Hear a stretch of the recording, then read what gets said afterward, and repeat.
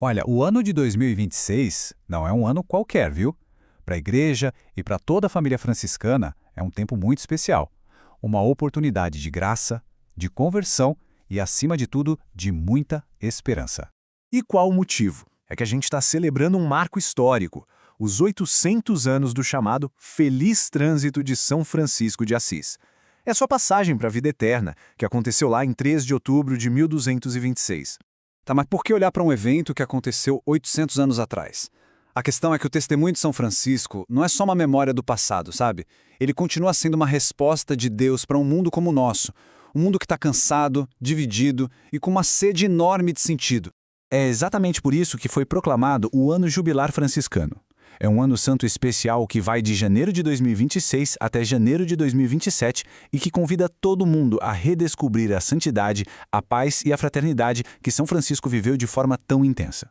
E olha, esse jubileu não surge do nada. Ele é, na verdade, o ponto alto de uma jornada espiritual que já vem celebrando vários marcos de 800 anos da vida de Francisco. Em 2026, a gente chega num ápice, no momento em que a vida dele encontra seu cumprimento total em Deus. A chave para a gente entender tudo isso está numa expressão, a Páscoa de São Francisco. E isso não é só uma linguagem poética, não. É uma verdade espiritual muito, muito profunda. Na fé cristã, Páscoa significa passagem. É a transição da dor para a esperança, da morte para a ressurreição.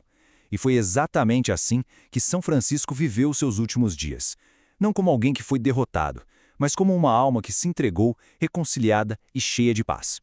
Essa frase resume a essência da vida dele. A morte de Francisco não foi um fim, mas a expressão máxima de uma vida inteira dedicada a viver o Evangelho de um jeito radical, concreto. Foi seu último ato de coerência e de amor. E é aqui que essa história de 800 anos toca diretamente o coração da gente hoje. Porque, se a gente parar para pensar, o nosso mundo precisa e muito dessa mensagem.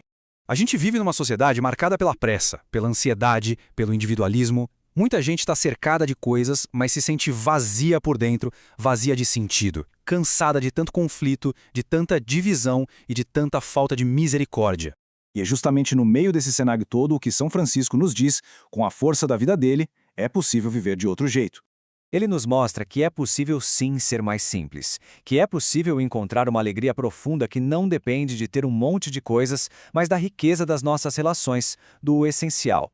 É possível quebrar os ciclos de dureza e de julgamento que tanto machucam a gente. E acima de tudo, é possível sempre recomeçar, não importa o que tenha acontecido. Sabe, um dos maiores presentes deste ano jubilar é justamente esse chamado para a gente viver a misericórdia de uma forma mais profunda. A força desse pedido de Francisco, nossa, é o coração do jubileu. Ele chegou a instruir os frades que, ao encontrar um irmão que pecou, deveriam olhar nos olhos dele. E se o irmão, mesmo sem dizer uma palavra, buscasse perdão, deveriam perdoá-lo não 7 vezes, mas 70 vezes 7. Isso é um chamado para curar relações, para restaurar pontes. Só que essa passagem não é só uma coisa externa, né? O verdadeiro chamado desse jubileu é para que cada um faça a sua própria passagem interior. O contraste é muito claro. Num mundo que valoriza o aparecer, Francisco nos ensina a importância do ser. Onde o mundo impõe a pressa, ele nos ensina a contemplar. E onde tem conflito e dureza, ele propõe a fraternidade e a misericórdia. Então, talvez a grande pergunta deste ano jubilar para cada um de nós seja esta.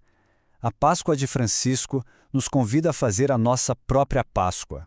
O que, dentro da gente, precisa morrer para que algo novo, algo que vem de Deus, possa nascer? Que orgulho, por exemplo, precisa ser deixado para trás?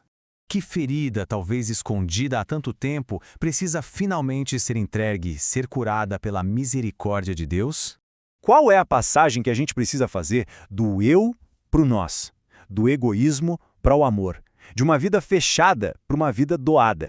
O ponto crucial é este. Este jubileu é um presente, uma chance de voltar ao que é essencial. Voltar ao Evangelho, à oração, à paz, à simplicidade e à alegria de se saber amado por Deus. No final das contas, a mensagem de Francisco é mais atual do que nunca. O nosso mundo ainda precisa e desesperadamente de pessoas que sejam sinais vivos de paz, de misericórdia e de esperança. E a provocação final que este tempo de graça nos deixa é que talvez esse sinal que o mundo tanto espera precise começar dentro de cada um de nós.